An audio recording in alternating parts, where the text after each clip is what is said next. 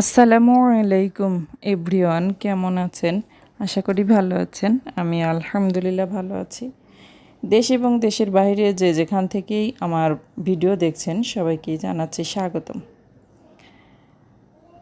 সকালবেলা ঘুম থেকে উঠেই নামাজ কালাম পড়ে নিয়েই আমি মেশিনে বসেছি। আর এই মেশিনে সেলাই করি আর ফাঁকে ফাঁকে সকালবেলার নাস্তাও বানিয়ে ফেলি।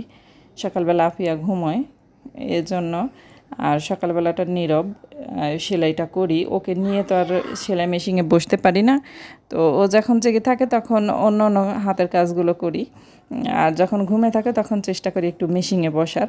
তো সকালবেলা এভাবেই কাজ করছি আর রান্নাও করছি। ওদিকে রান্না হচ্ছে। এখন একটা একটা করতে গেলে আসলে সময় করতে পারবো না, আর কোনো কাজই আমার হবে না। সেজন্য একটু কৌশল খাটিয়ে কাজ করছি। তো এখানে সালোয়ার সেলাই করছি। সালোয়ারের পাটা মানে পায়ের অংশটা, পায়ের মোহরি সেলাই করছি আর জামাটা এখনও হয়নি, সালোয়ারটা নিয়ে বসেছি। এর অনেকগুলো ড্রেস ছিল, তো বেশ কয়েকটা হয়েই গেছে, বেশিরভাগই হয়ে গেছে, আর অল্প একটু আছে সেলাই বাকি। তো সেটা হলেই আমি পৌঁছে দিতে পারবো। এখানে আমি সেলাই করতে করতে আবার রেখে চলে গেলাম শহরে একটু জরুরি কাজ ছিল, সেই সাথে আমি একটু শোরুমেও খোঁজ নিব বলেই নিয়েতেই বের হয়েছিলাম। তো এসে তো খুব ভালো লাগলো। তো এখানে বেশ কিছু প্রাইডের কাপড় চলে এসেছে। এটা প্রাইডের শোরুম।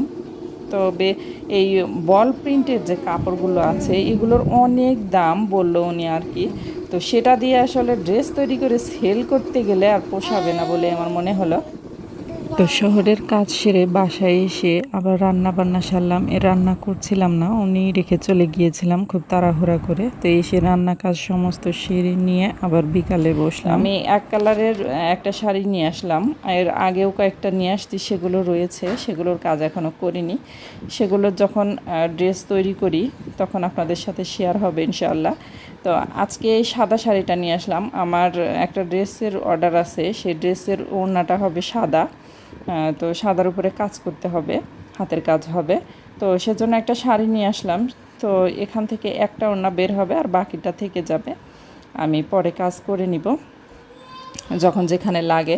কাপড় কখনো নষ্ট হবে না, কিনে রেখে দিলে অর্ডার থাকলে ইনশাআল্লাহ কাজে লেগে যায়।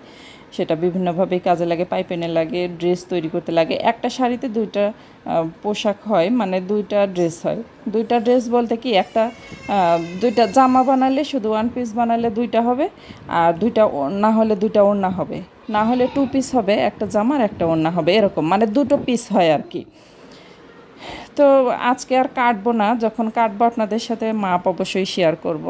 আর এই যে দেখতে পাচ্ছেন এলোমেলো কাপড়গুলো, এখানে একটা ওখানে একটা এরকম পড়ে আছে। সেলাই মেশিন, হাতের কাজ সবগুলো এরকম হলছলো হয়ে পড়ে আছে। তো কাজগুলো যখন শেষ করব তখন সব গুছিয়ে নিব, যার যারটা তার কাছে বিদায় দিয়ে। তো আর এখানেই আমার ব্লগ ভিডিওটি শেষ করছি। আল্লাহ হাফেজ।